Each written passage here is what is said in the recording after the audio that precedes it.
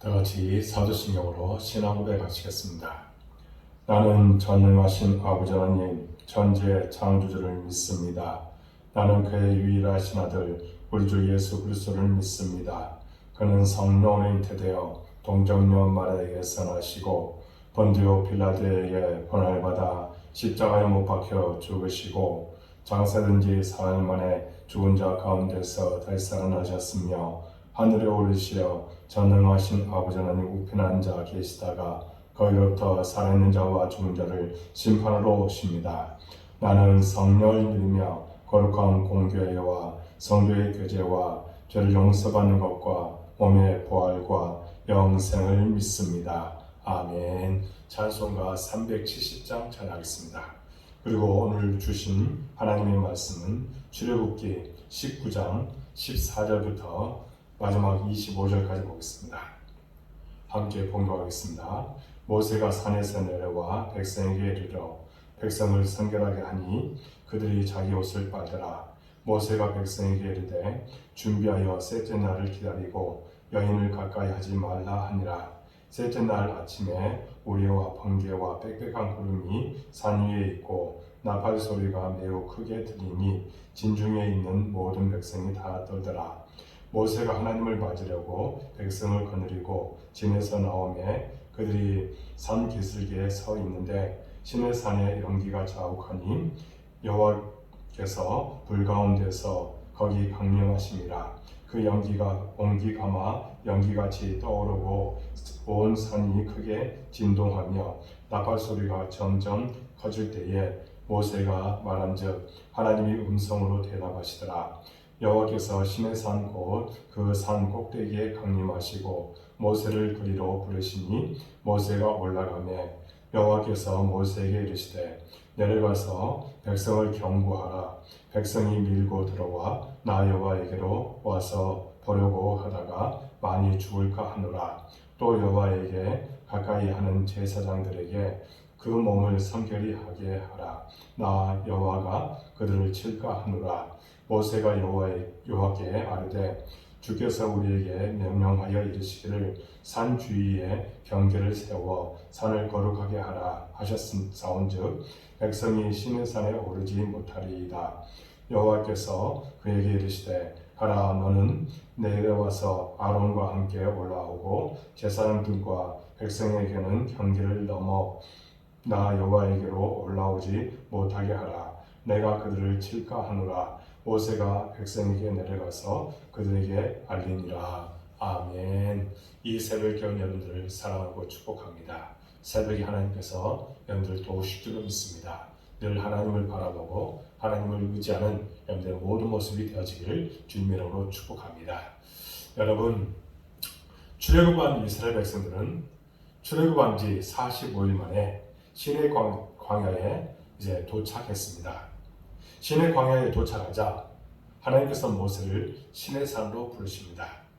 거기서 하나님은 크게 두 가지를 말씀하십니다.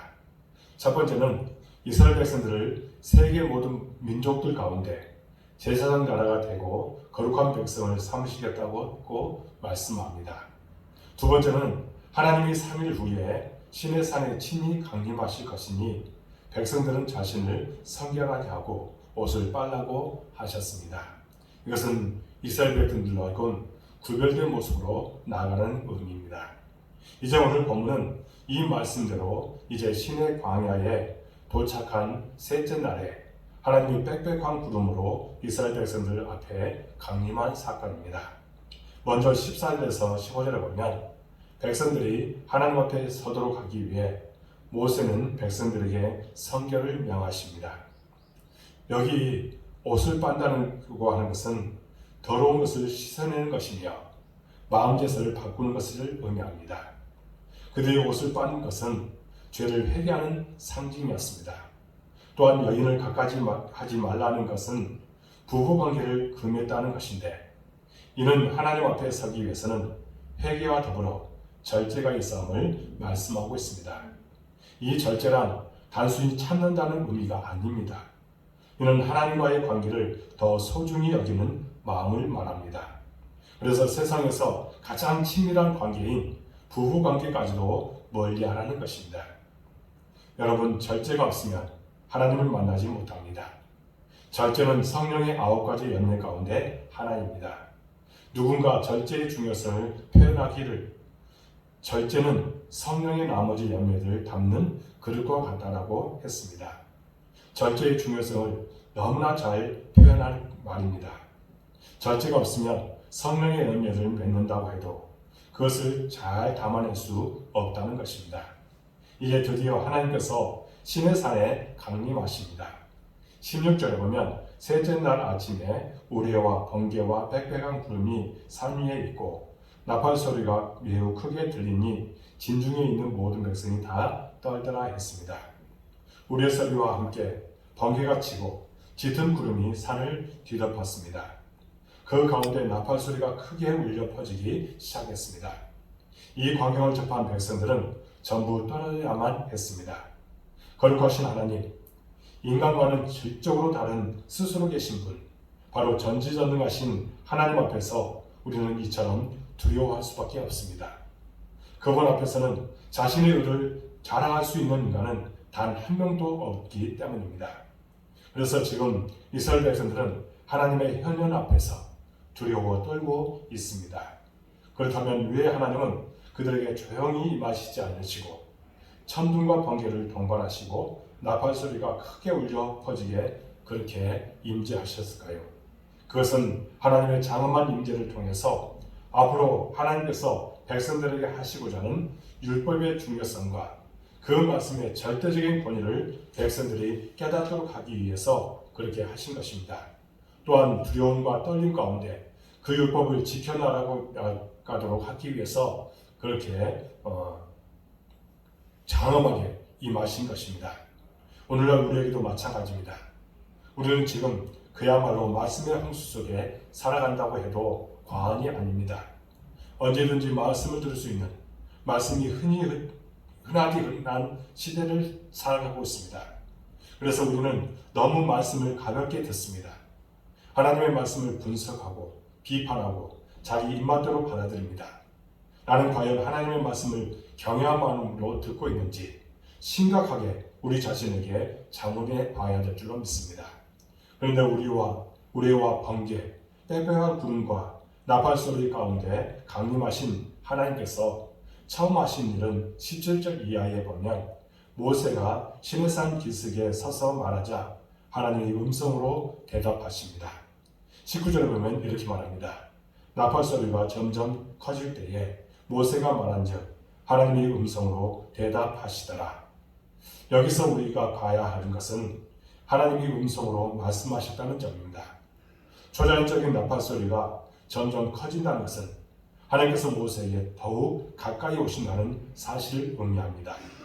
모세는 하나님의 임재 앞에 두려운 마음으로 말하였고 하나님은 그에게 음성으로 대답하셨습니다.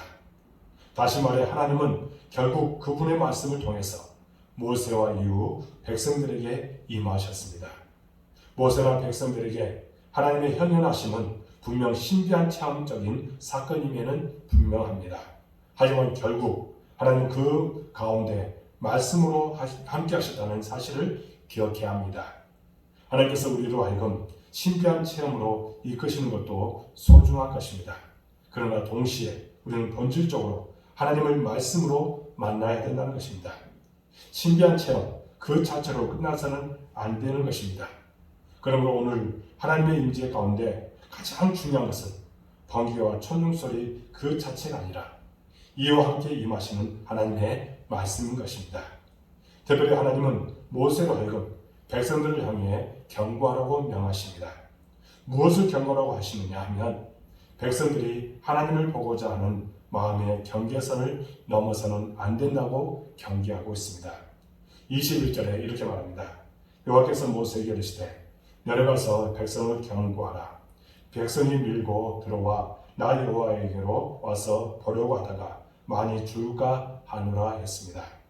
하나님은 이미 이전에 시내산 주위로 경계를 짓게 하시고 그 안에 짐승을 만론하고 어떤 사람들도 그 경계선 안에 들어와서는 안 된다는 점을 강조하였습니다.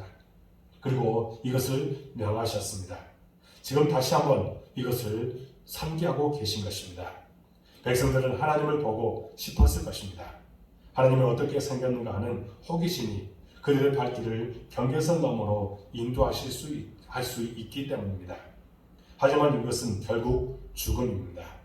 왜 그러냐 하면 하나님을 본 자는 죽게 되고 무엇보다도 이것은 결국 하나님의 명령에 불순종하는 결과를 초래하는 것이기 때문인 것입니다. 그렇기 때문에 우리는 언제나 말씀에 순종하는 길을 선택해야 합니다. 그때 우리는 살아날 수 있습니다. 종종 하나님을 믿지 않는 많은 사람들이 무엇을 하고 이야기합니까? 하나님을 내게 보여줘라. 그러면 믿겠다. 하지만 이것은 참으로 어리석은 말입니다.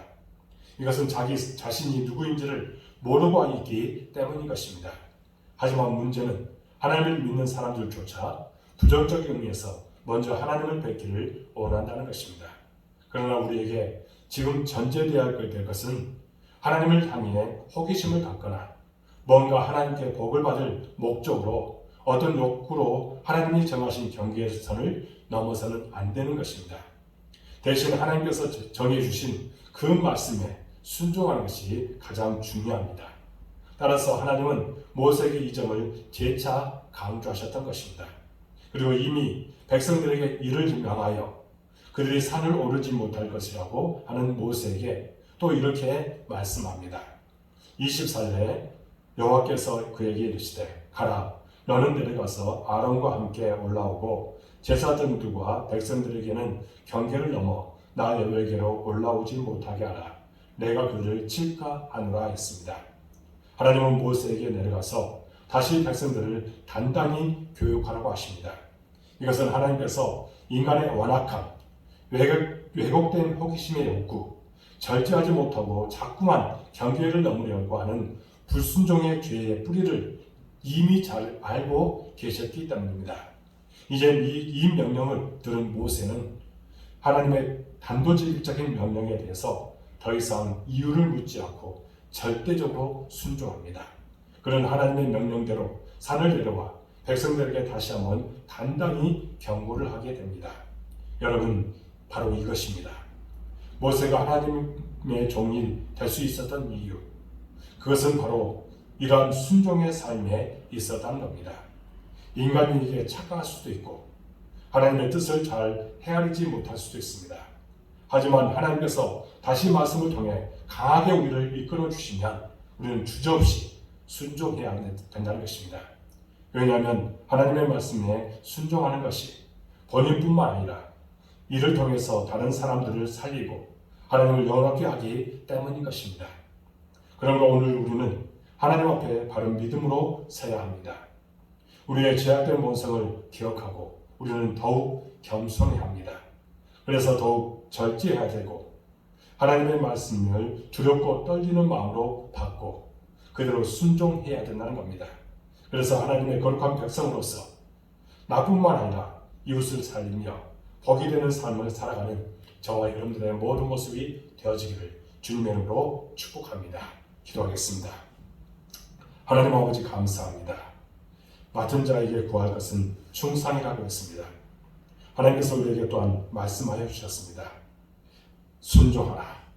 순종이 하나님의 뜻을 나타낼 수 있다고 말씀하여 주셨습니다.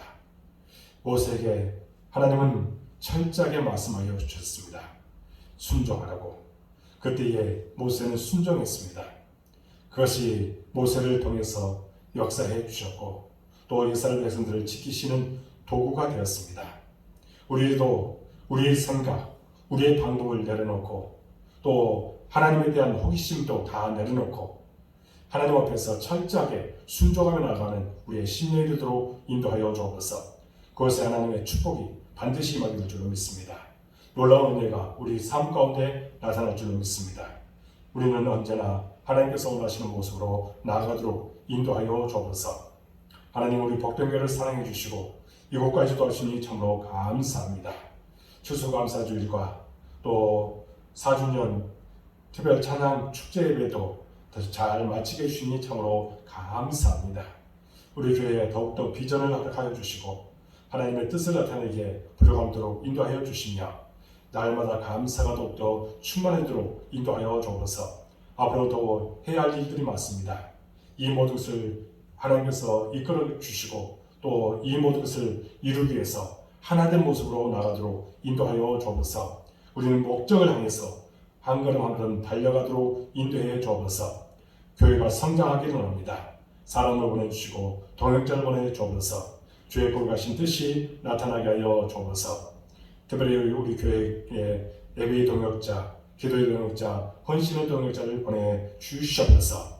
하나님 또한 우리 모든 성도들, 우리 복된 교회를 늘 생각하고 복을 받으며 하나님의 영광을 나타내기에 부족함도록 인도하여 주옵소서. 일을 합니다. 또 안전을 지켜주시고 운전을 합니다. 하나님께서 눈동같이 지켜주옵소서. 매일의 삶 속에서 하나님의 인도하심을 받고 그 안에서 복되게 살아가도록 인도해 주옵소서. 하나님께서 반드시 100배의 축복을 하여 주실 줄로 믿습니다. 만족함을 주시고 감사가 충만하도록 인도해 주실 줄로 믿습니다. 성령께서 모든 것을 주관하시고 축복하여 주옵소서. 하나님 또한 이 시간에 기도합니다. 우리 자녀들 땅에서 잘되게 해주시고 그들이 하는 모든 일에 형통함을 주시고 또 하나님의 나라를 위해서 귀하게 쓰임받게 하여 주옵소서. 온라인으로 이 세대를 깨운 우리 모든 성도들 기억하여 주시옵소서. 그들이 이제 세상에 파송받았습니다. 하나님 모든 이들의 형통케 해주시고 하나님의 놀라운 축복이 그들 삶 가운데 나타나게 하여 주옵소서. 구별된 모습으로 나가게 해주시고 진정 소금과 빛의 간을 잘 감당하여 복음의 증인할 그들을 감당하도록 인도해 주옵소서. 믿음 가운데 날마다 승리토록 도와주옵소서. 기쁨이 충만하도록 인도해 주옵소서. 믿음이 한 걸음 더 성숙된 모습으로 나가도록 인도해 주옵소서. 그들이 또한 기도한 것들이 있습니다. 반드시 축복해 주옵소서. 사업에, 직장에, 가정에 하나님의 은혜와 축복이 함께 해주셔서 행복의 정상에 살아도록 인도해 주옵소서. 죄종이 중보하며 기도합니다. 흔들어 넘치도록 채워주시고 놀라운 은혜를 하여 주옵소서. 오직 하나님의 뜻이 그들을 통해서 나타나게 하여 주옵소서. 모든 것을 주님께 의탁하고 예수 그리스도의 이름으로 간절히 기도하옵나이다. 아멘. 하늘에 계신 우리 아버지, 아버지 이름을 거룩하게 하시며 아버지 나라가 오게 하시며 아버지의 뜻이 하늘에서와 같이 땅에서도 이루어지게 하소서. 오늘 우리에게 용을 씌워주시고 우리가 우리에게 전탄 사람을 용서해 준 것 같이 우리를 용서해 주시고 우리를 시험에 빠지지 않게 하시고 악에서 구하소서. 나라와 권능과 영광이 영원히 아버지의 것입니다. 아멘. 이 새벽 교회 여러분들을 사랑하고 축복합니다. 한 10분 정도 간절하게 기도하고 마쳐주시기 바랍니다. 여러분들 모든 기도가 응답될 줄로 믿습니다. 감사합니다.